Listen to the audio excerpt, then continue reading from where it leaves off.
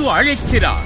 அற்புத உபவாச ஜெபம் வாழ்வை மாற்றும் 4 மணி நேரம். யாவரும் வாருங்கள். டாக்டர் பவுல் தினகரன் மற்றும் குடும்பத்தினர் உங்கள் யாவரையும் அன்புடன் நேரில் அழைக்கின்றார்கள். அனுமதி முற்றிலும் இலவசம். அற்புத உபவாச ஜெபம் நடைபெறும் நாள் ஆகஸ்ட் 10 2வது சனிக்கிழமை. நேரம் காலை 10 மணி முதல் மதியம் 2 மணி வரை.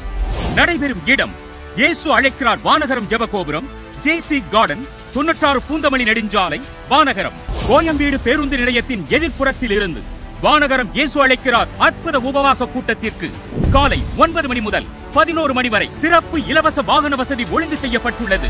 இயேசு அழைக்கிறார் அற்புத உபவாச ஜெபம். பிரியமானவர்களே, இன்றும் ஆண்டவர் நமக்கு ஒரு விசேஷத்த காரியத்தை வச்சிருக்கிறார். அவர்கிட்ட பெற போகிறோம். நம்ம இயேசு அழைக்கிறார் கேலண்டர் இல்லை வெப்சைட்டில் போட்டிருக்கிறபடி இன்று வாக்குத்தத்த வசனத்தை சங்கீதம் 37:28 நம்ம பெற்றுக்கொள்ளலாம். அதை பெற்று அதை அறிக்கை செய்வோம். இன்று ஆண்டவர் சொல்கிறார், கர்த்தர் நியாயத்தை விரும்புகிறவர். அவர் தமது பரிசுத்தவான்களை கைவிடுவதில்லை. அவர்கள் என்றென்றைக்கும் காக்கப்படுவார்கள். ஆண்டவர் நியாயம் நமக்குள் தங்கி இருக்கும் பொழுது நம்மை மிகவும் விரும்புகிறார். நியாயம் உள்ளவர்களை ஆண்டவர் விரும்புகிறார். ஒரு கடைக்காரர் கூட கடையில் ஒரு திங் வாங்கிட்டு நாங்கள் கடையை விட்டு போகும்போது பின்னாடியே அவர் துரத்திட்டு வந்தார். என்ன அப்படின்னு பார்த்தா ஏதோ பிஸ்னஸ் இன்னும் வேணும் போல் அவருக்கு, ஏதாவது வாங்குறதுக்கு இன்னும் தூண்டுறதுக்கு வராரு அப்படின்னு பார்த்தா அவர் கையில் என்னுடைய வாலெட் எடுத்துகிட்டு வந்தார். உங்கள் பர்ஸை விட்டு போயிட்டீங்க சார், இந்தாங்க அப்படின்னு சொல்லி அவர் நியாயமாக வந்து கரெக்டாக கொடுத்துட்டு போனார். எனக்கு ஆச்சரியமாக இருந்துச்சு. அதில் ஒரு நோட்டு கூட குறையாதபடி. இன்றைக்கி அப்படிப்பட்டவர்களை கண்டுபிடிக்கிறதே ரொம்ப கஷ்டம். நீதியாக, கரெக்டாக, நேர்மையாக அவர் இருந்தது. இவர் ஒரு நல்ல நபர், நம்ம இவரை நம்பலாம், இந்த கடையை நம்பலாம் என்று சொல்லி நாங்கள் அந்த கடையை ரொம்ப விரும்பி அதுக்கப்புறம் எவ்வளோ முறை போக ஆரம்பித்தோம். ஆண்டவரும் அப்படிப்பட்டவர்களை விரும்புகிறார். அவர்கள் ஒரு திருட்டு, ஒரு பொல்லாப்பு, ஒரு காரியம் கூட அவர்களை தொடாமல் இருக்க நேர்மையின் வழி, ஆண்டவருக்கு முன் நீதியின் வழி அவங்க பின்பற்றுகிறார்கள். அதை ஆண்டவர் விரும்புகிறார். அதே போல் ஒரு என்னோட உழைக்கிற ஒருவரிடம் நான் பேசிகிட்டு இருக்கும்போது அவர் இந்த காரியத்தில் பாருங்கள், இப்படி தவறாக நீங்கள் செஞ்சிட்டீங்க, இந்த காரியத்தில் சரியாக நீங்கள் செஞ்சது இல்லை அப்படின்னு சொல்லும் போது, ஆமாம் உண்மைதான், நான் இந்த காரியத்தில் எனக்கு குறை வச்சுட்டேனே, நான் நெக்ஸ்ட் டைம் அதை சரியாக பண்ணணும், சரி செய்யணும் என்று அவர் எடுத்துக்கொண்டு ஏற்றுக்கிட்டு அவர் சொன்னது எனக்கு மிகப்பெரிய ஆச்சரியம், ஒரு சந்தோஷம். அப்படிப்பட்டவர்களையும் கண்டுபிடிக்கிறது ரொம்ப கஷ்டம். எல்லாரும் அவங்க ஏதாவது குறை இருந்துச்சுன்னா அதை மறைக்கிறதுக்கு தான் ட்ரை பண்ணுவாங்க, ஒத்துக்கவே மாட்டாங்க.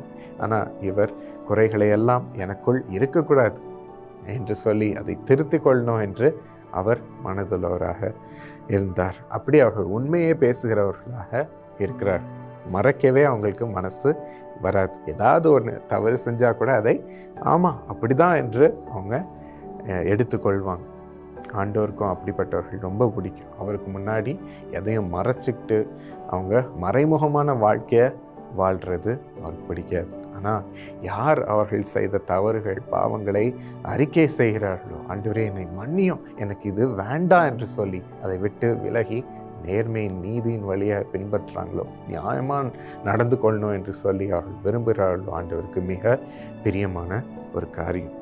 அதே போல் எத்தனையோ பேர் நம்ம பார்க்குற சமுதாயத்தில் தவறாக ஒதுக்கப்பட்டு ஒரு உதவியற்றவர்களாக இருக்கும் பொழுது அவர்கள் மனம் அவர்களுக்கு உருகுகிறது. எப்படியாவது நம்ம போய் அவர்களுக்கு உதவி செய்யணும் என்று, ஒரு நியாயம் அவர்களுக்கு கிடைக்கணும் என்று சொல்லி நியாயத்தின் மனதை வைத்து அவர்களுக்காக உழைக்கிறார்கள், அவர்களுக்காக பேசுகிறார்கள்.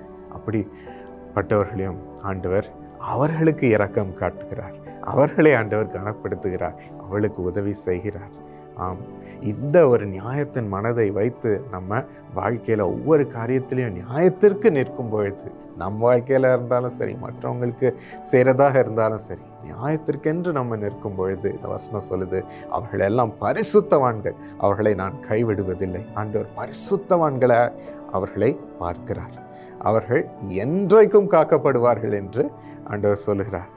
அவர்களுடைய நாமத்தை நான் காப்பேன், அவர்களையும் அவர்கள் பரம்பரையின் ஆசீர்வாதத்தை அப்படியே அவங்க குடும்பத்தில் நான் காத்துக்கொள்வேன் ஒன்றும் குறையாதபடி என் ஆசீர்வாதத்தை அவர்கள் மீது காத்துக்கொள்வேன்.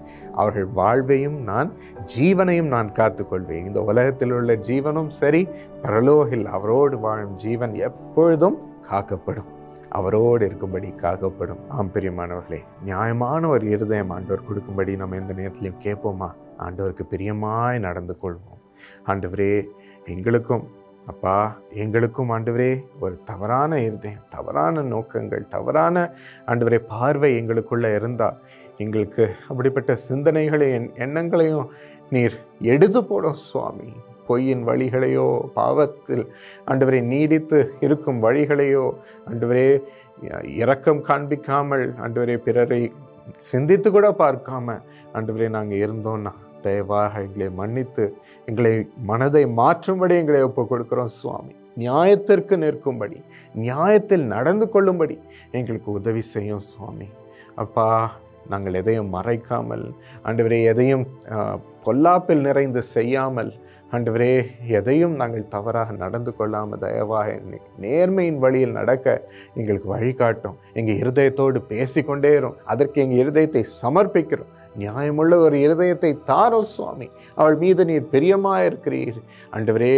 அப்படி சமர்ப்பிக்கும் பிள்ளைகளை நீர் தொடர்ந்து வாழ்க்கையை காப்பாற்றும், காத்துக்கொள்ளும் சுவாமி. ஆசீர்வாதத்தை அவள் மீது பூர்ணமாய் வைத்து அந்த ஆசீர்வாதத்தில் அவர்களை காத்துக்கொள்ளும் சுவாமி. அவர்கள் ஆண்டவரே என்றும் அவர்களை விட்டு இந்த ஆசீர்வாதம் விலகாதபடி பெரிய நாமத்தை அவளுக்கு சூட்டும். எல்லார் நாடி அவளை கனம் பண்ணும் சுவாமி, கனம் பண்ணும். எத்தனையோ பேருக்கு ஆசீர்வாதமாய் அவளை எழுப்போம் ராஜா. ஆண்டவரே, இந்த நல்ல மனதிற்கு நன்றி, இயேசுவின் நாமத்தில் ஆமென்.